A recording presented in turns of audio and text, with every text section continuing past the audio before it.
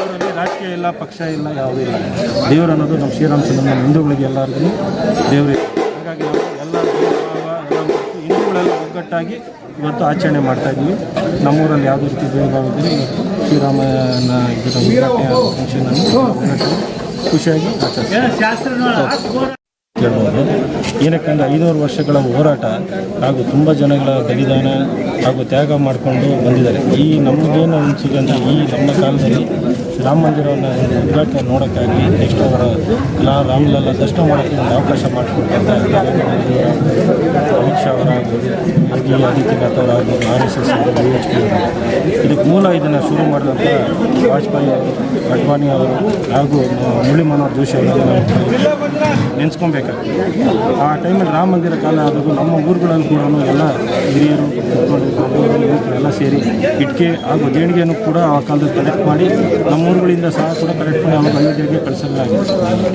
ಹಾಗಾಗಿ ಈಗ ತನಿಖೆಗೆ ಮುಗಿದು ಸುಪ್ರೀಂ ಕೋರ್ಟ್ ಆದೇಶದ ಮೇಲೆಗಡೆ ಏನು ಭವ್ಯ ಮಂದಿರ ಆಗ್ತಾಯಿದೆ, ನಮಗೆಲ್ಲ ಒಂದು ಸುಖದ ವಿಚಾರ. ಅವತ್ತು ಈ ದಿವಸ ನಮಗೆಲ್ಲರಿಗೂ ಸಂತೋಷವಿದೆ. ಒಂದು ಏನು ನಿಜವಾದ ಶ್ರೀರಾಮನ ಬಂದು ನವಮಿ ಹಬ್ಬ ಆಚರಿಸ್ತಾರೆ ನಮ್ಮ ಊರಲ್ಲಿ ಎಲ್ಲರೂ ಒಗ್ಗೂಡಿ ಯಾವುದೇ ಭೇದ ಭಾವ ಮಾಡ್ತಾರೆ, ಹಿಂದೂಗಳೆಲ್ಲ ಒಗ್ಗಟ್ಟಾಗಿ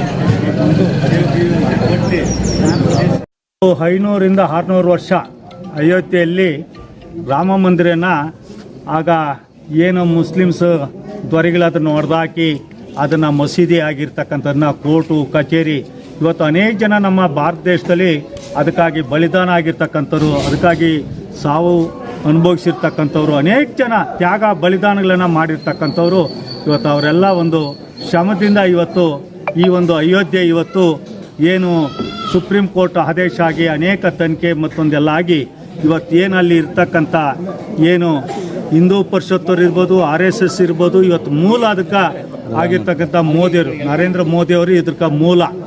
ಅಮಿತ್ ಶಾ ಅವರು ಮೊದಲು ಸುಮಾರು 90-92ರಲ್ಲಿ ಅದ್ವಾನಿಯವರು ಮತ್ತು ಮುರಳಿ ಜೋಶಿಯವರು ಇದರ ಮೂಲ ಹಾಕಿರ್ತಕ್ಕಂಥ ಮೆರವಣಿಗೆ ಹೋಗಿ ಮತ್ತೊಂದು ಮಾಡಿರ್ತಕ್ಕಂಥದ್ದು ವಾಜಪೇಯಿಯವರು ಇವರೆಲ್ಲ. ಇವತ್ತು ಪ್ರಧಾನಿ ನರೇಂದ್ರ ಮೋದಿಯವರ ಅಮೃತಹಸ್ತದಿಂದ ಇವತ್ತು ಈ ಒಂದು ಶ್ರೀರಾಮಚಂದ್ರನ ಪ್ರತಿಷ್ಠಾಪನೆ ಮತ್ತು ಕುಂಭಕಲಶವನ್ನು ಮಾಡ್ತಕ್ಕಂಥ ಕೆಲಸವನ್ನು ಇವತ್ತು ನರೇಂದ್ರ ಮೋದಿಯವ್ರಿಗೆ ಬಂದಿದೆ. ಹಾಗೂ ಇವತ್ತು ಅವ್ರಿಗೆ ಹೇಳೋಕ್ಕಾಗೋದಿಲ್ಲ, ನರೇಂದ್ರ ಮೋದಿಯವರು ಇವತ್ತು ಪ್ರಪಂಚದಲ್ಲಿ